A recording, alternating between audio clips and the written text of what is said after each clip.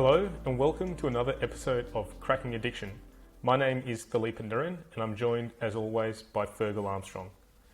So in the episode today, we're going to talk about the medication-assisted treatment of opioid dependence and harm reduction strategies and harm minimization in people with opioid use disorder and in particular heroin use. So Fergal, can you tell me a bit about the philosophy behind medication-assisted treatment of opioid dependence? Sure. So I think it's important to understand the synonym. Medication-assisted treatment of opioid dependence, MATOD, is otherwise known as opioid replacement therapy, ORT, or opioid agonist therapy, OAT. And I think the preferred acronym where we work in Australia is now OAT, opioid agonist therapy. But nonetheless, I like ORT, opioid replacement therapy, because it alludes to what exactly is going on. We are replacing one opioid for another opioid. So we are replacing heroin with another opioid. And a lot of people ask me, well, aren't you just prolonging the addiction? Shouldn't you just lock them up, throw away the key? Well, you have to understand that most people who are dependent on opioids are dependent on opioids which are short-acting. Therefore, they have multiple episodes of craving, euphoria, and withdrawal throughout the day. And if you're going through 3 or 4 cycles of craving, euphoria, and withdrawal every day, there is absolutely no way that you can actually contemplate your role in society or your identity, or you cannot meet your social obligations, and therefore people disown you and you lose your personal relationships. And that goes back to the loss of relationships being, for me, one of the key diagnostic flags for addiction. So most people who are addicted to opioids are addicted to short-acting opioids, and the provision of long-acting opioids, such as methadone or buprenorphine in whatever formulation it may come, smooths out the daily cycles of craving, euphoria, and withdrawal, so that you don't have that repeated withdrawal, you don't have that repeated craving, and you don't have the repeated euphoria, all of which interfere with your function in society. And because they are very long-acting, they're not very euphorogenic as well. So it just allows you to avoid the unpleasantness of the cycles of short-acting dependency, and it allows you the headspace within which to contemplate your recovery. And so that is why we are effectively replacing heroin or whatever other illicitly used opioid in question. We're replacing that with prescribed opioids which are long-acting with long half-lives, which are not euphorogenic and which do block the cravings and the withdrawals.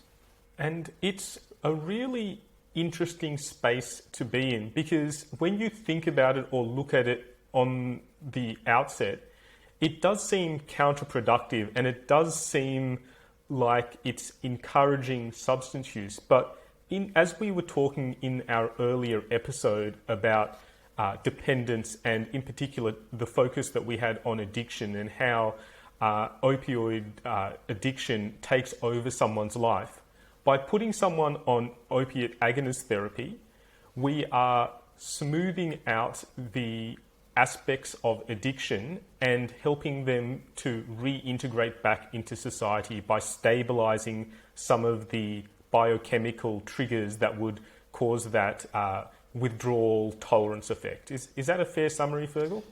Absolutely. We're using key words like stabilize and smooth out. But there's another point to this as well. The use of opioid agonist therapy, opioid replacement therapy, MATOD, we are going to have to standardize our acronyms. I don't know, I prefer ORT for some reason. But the use of ORT does not actually prolong the natural history of opioid use disorder. So giving methadone and buprenorphine does not actually prolong the time during which patients would remain addicted to opioids. So if you've got a good-going heroin addiction, you're going to be addicted for heroin for at least 10 years.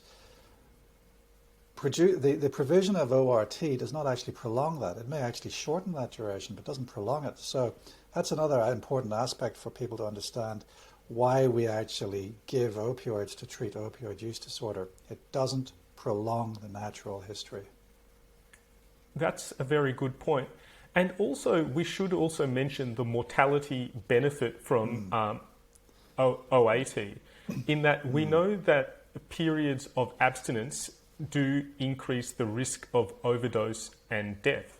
And we also know that stabilizing someone with OAT decreases the chance of overdose and death as well. And that includes patients who we know some patients, particularly on methadone, will probably use heroin on top.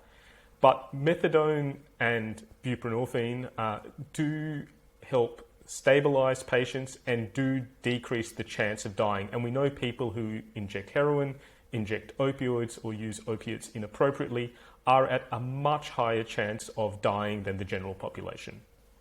So, I mean, if we look at the risks for people on heroin, first of all, so the top 3 causes of death for someone who's addicted to heroin is firstly polysubstance overdose, secondly polytrauma, and thirdly suicide.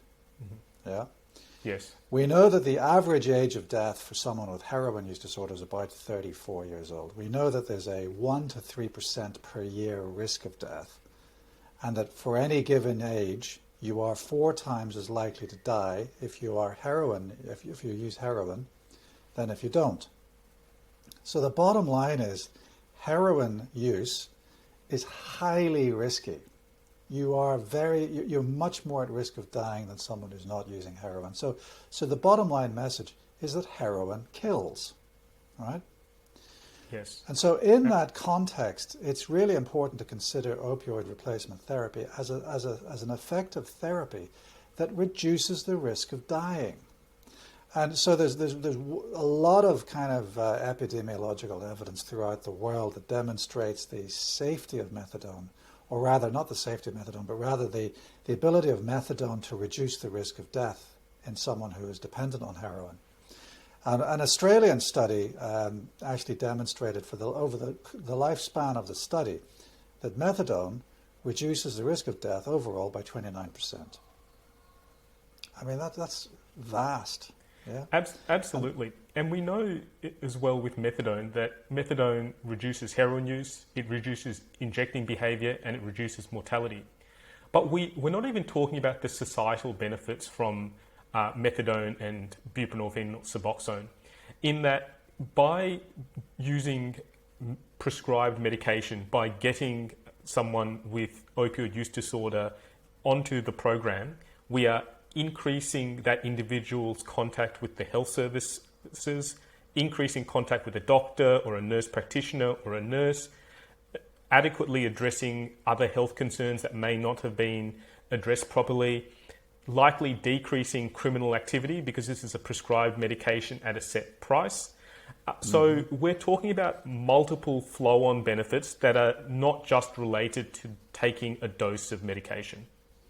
Absolutely. So, you know, the key thing that you're saying is that engagement actually saves lives. And we know that engagement saves lives. And so that's a really important point to consider when we are contemplating the involuntary discharge from service of certain clients.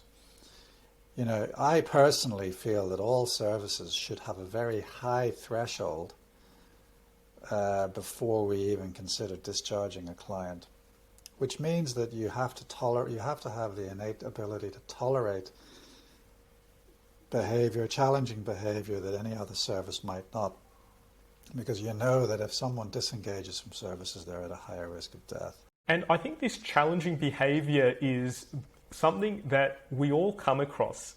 And it's something that I hear from a lot of my hospital colleagues and some of my general practice colleagues. And it's one of the major stresses for healthcare professionals in dealing with patients with substance use disorder. And in my own experience, when I reflect on challenging behaviors in particular, sometimes there are some patient factors there, but a lot of the time, some of that challenging behavior is in response to previous poor treatment or inadequate treatment of, say, withdrawal symptoms, or inadequate treatment of pain or the other conditions going ahead with that. So I find by actually treating the patient and the condition they're presenting with appropriately, it actually improves behavior, paradoxically. Has that been your experience as well, Fergal? Well, absolutely, but I wouldn't use the word paradoxically. I think that, a lot of my colleagues actually challenge me when I say the phrase challenging behavior, and they correct me and they say behavior is the challenge. Because it doesn't necessarily mean that the etiology of the behavior that challenges is actually something inherently dysfunctional in the patient. It could be an expression of unmet need, which then therefore makes physicians and services reflect upon why there is this unmet need. And absolutely, appropriately treated opioid use disorder does not cause challenging behavior. Doesn't cause behaviors that challenge. It's very often is inappropriately managed opioid use disorder causes these problems.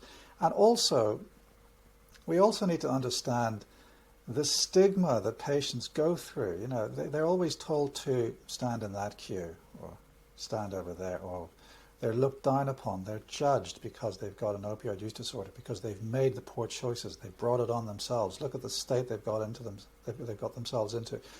So we are asking people who have been stripped of their identity, stripped of their resilience, to meet us halfway in a world that is frightening, challenging, unloving, and then and without the tools that we would rely on to actually behave in a way that others consider socially appropriate.